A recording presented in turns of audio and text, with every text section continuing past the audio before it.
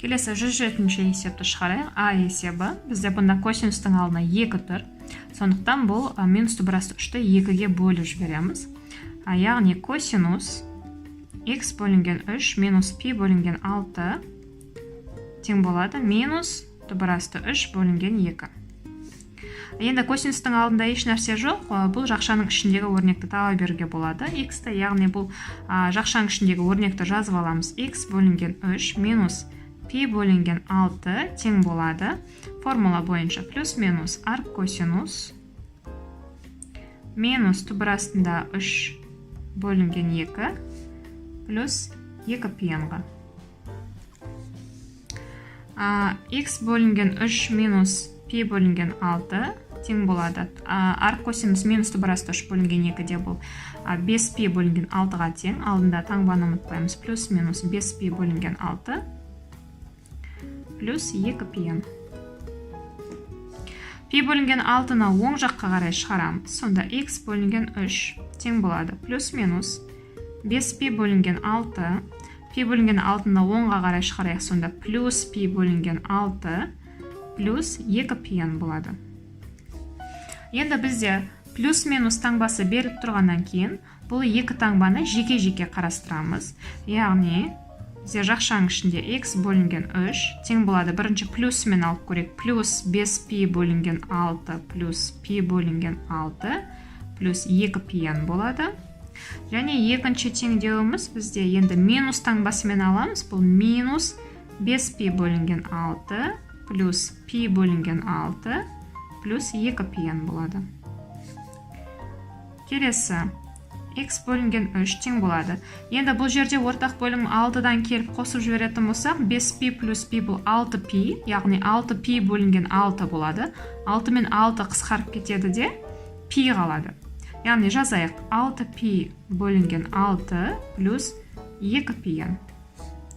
Ал екінші теңдеуде минус 5π плюс π бұл минус 4π, алымында астында 6 плюс 2 пиен болады. Енді ары қарай қарайық. Бірінші теңдеуіміз x бөлінген 3. Бұл жерде 6 мен 6 қысқарды. Пи плюс 2 пиен қалды. Екінші теңдеуде x бөлінген 3. 4 пен 6-ны 2-ге қысқарта аламыз. Бұнда 3, бұнда 2 қалады. Сонда минус 2 пи бөлінген 3 плюс 2 пиен шықты. Енді біз x-тің өзін табу үшін мына 3-ті оң жақтағы өрнекке көбейтеміз.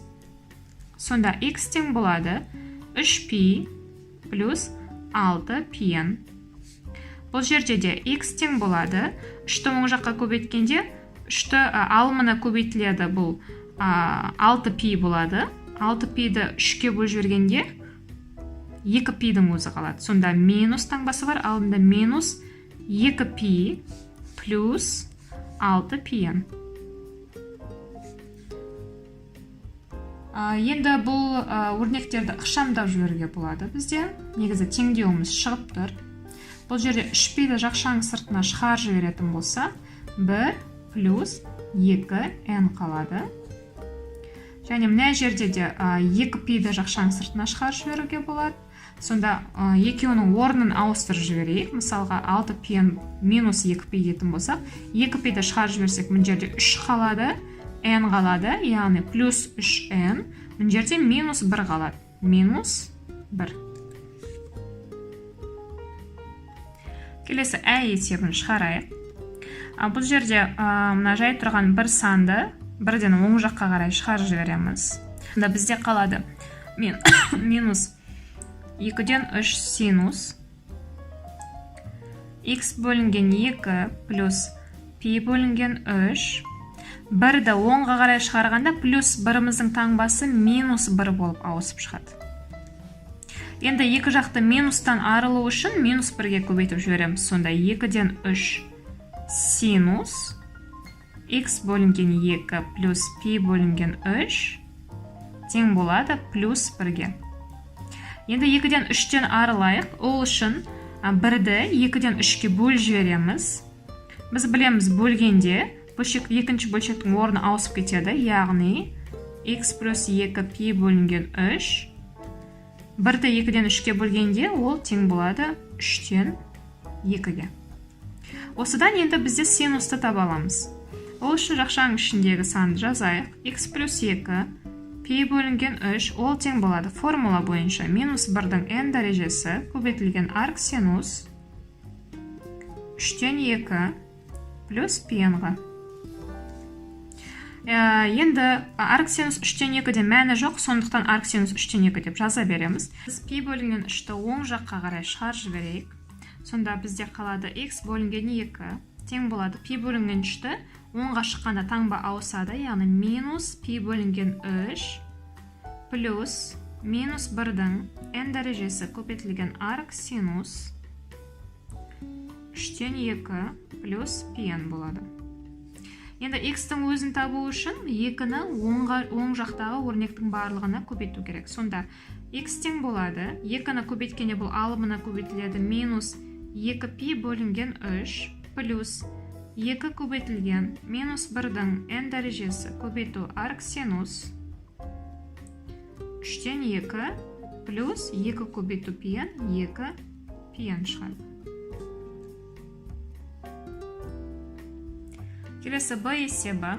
Бұл жерде тангенстің алдында 4 тұр. Бұл 4-тен арылу үшін біз оң жақтағы санды, яғни 1-ді 4-ке бөліп жібереміз.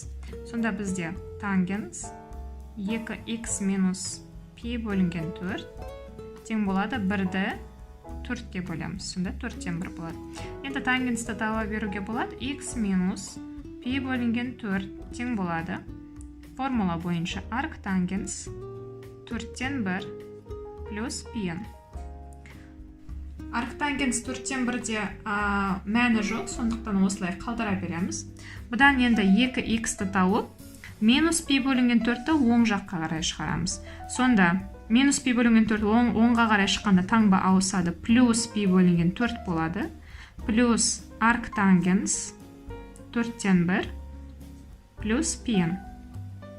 Енді x-тің өзін табамыз, ол үшін оң жақтағы өрнекті 2-ге бөлеміз. Сонда пи бөлінген 4-ті 2-ге бөлгенде пи бөлінген 8 болады, плюс 2-ге бөлеміз, яғни 2-ден 1 көбейту арк тангенс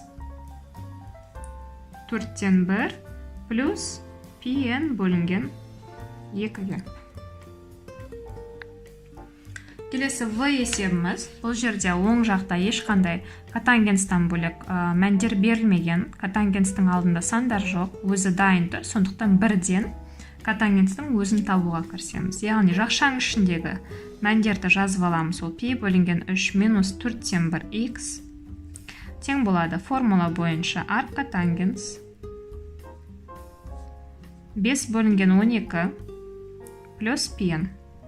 5 бөлінген 12-де арк котангенстің мәні жоқ, сондықтан осылай қала береді. Енді пи бөлінген 3-ті оңға қарай шығарып жібереміз. Минус 4-тен 1 x жазып қоямыз, тең болады. Пи бөлінген 3-ті оңға шыққанда таңба ауысады, сонда минус пи бөлінген 3 болып шығады. Плюс арк котангенс 5 бөлінген 12 плюс пи-ға. Енді бұл жерде минус таңбасынан арылайық, яғни 2 жақты минус 1-ге көбейтіп жібереміз. Сонда 4-тен 1 x тең болады. Плюс пи бөлінген 3 минус арк котангенс 12 5 бөлінген 12 минус пи-н болады. Енді x-ті табу үшін мына оң жақтағы өрнекті 4-тен 1-ге бөліп жібереміз. Яғни бұл дегеніміз 4-ке көбейтеміз деген сөз. Яғни бөлгенде, білеміз санды бөлшекке бөлгенде бөлшектің орындар ауысады. Яғни 4 үстіне шығады, 1 астына шығады. Сонда ол тең болады. 4-ке көбейткенде бұл 4π бөлінген 3 болады. Минус 4 көбейтілген арк котангенс 5 бөлі 12 минус 4π болады.